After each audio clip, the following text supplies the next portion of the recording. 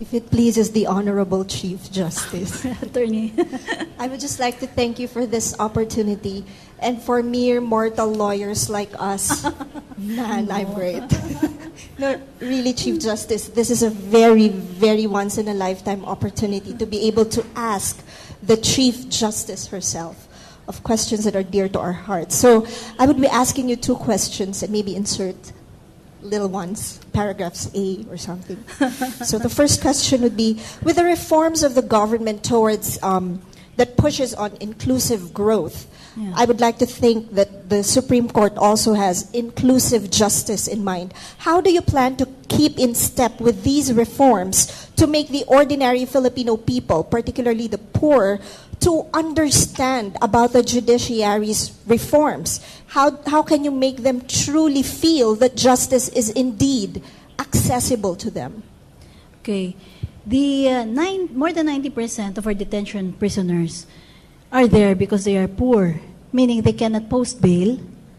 And some of them are there because they have violated the Dangerous Drugs Act, many offenses of which are non-bailable. We are presently studying, and this is another proposal that is right now before us, on the rules to decongest jails of detention prisoners. Just imagine the kind of impact this will have. If the message that we are sending is they do not deserve to be in jail simply because they are poor, considering that they have not yet been convicted. I don't know. Is that something that can resonate with the poor? I'm not an expert at communication, but if you can help tell us that when we put priority on decongesting jails, it is actually because we want to address that economic divide that prevents the poor from being free while giving a leg up a person who has the money to post bail. So that one. Now, we also have the small claims court. Right now, we are trying to look at increasing the jurisdiction of small claims courts. We are also looking at whether we can have a call center for people who want to understand the small claims courts.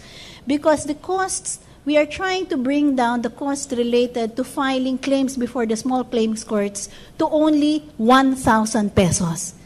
In other words, kung konti lang naman ang pinagkautangan yung magkaibigan, dapat 1,000 lang ang cost sa'yo, pag-file lang mo affidavit mo, tapos mabilisan lang ang judgment. Pinag-iisipan ko rin, and the judicial affidavit rule will allow that, to find a way to help the OFWs make use of the small claims courts.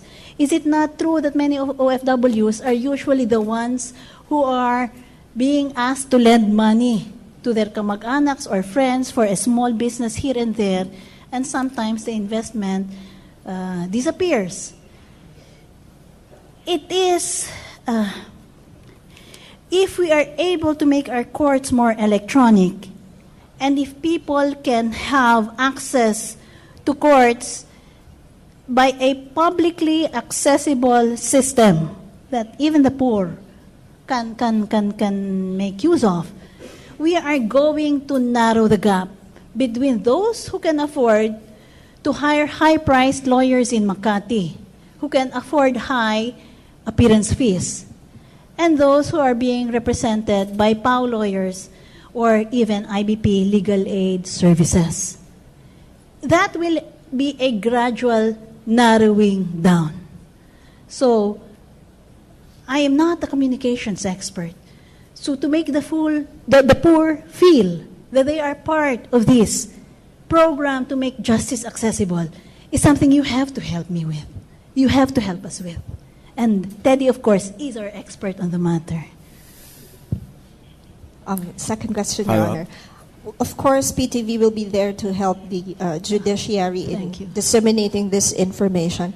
The second question, Madam Chief Justice, is what is your take on the MCQ type of questions in the bar examinations, considering that it is one of the reforms that you mentioned earlier regarding the bar examinations?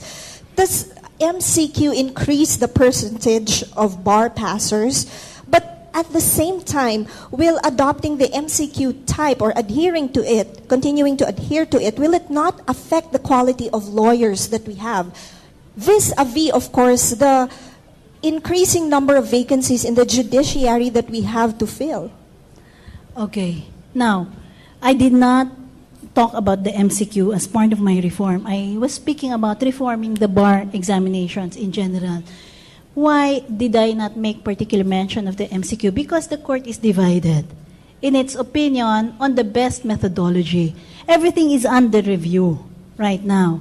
You had an examination that was spearheaded by Justice Abad, then by Justice Villarama, then by Justice Brion, who is the chairman of these October bar exams.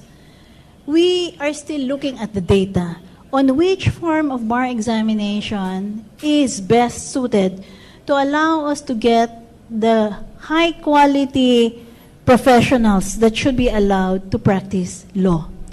Now, Dean Jokno here is part of the pool of surveyees who told us that for this year, they want less of the MCQ type of examinations.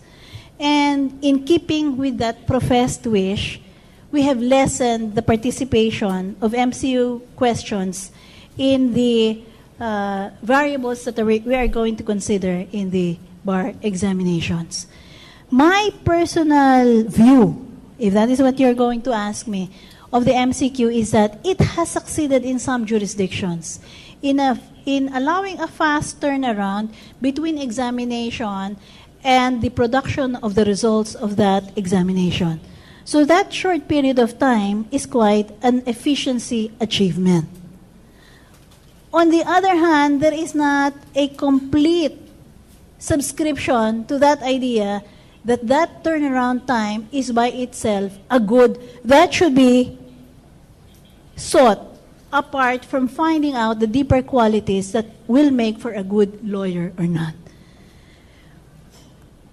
I have to still read studies by the law deans, and I have to evaluate these questions to us after the bar examinations are over on his assessment of the approach of a mixed type exam, but which has a heavier emphasis on the essay type questions. It is something I can report to you eventually, I can communicate to you eventually by the data.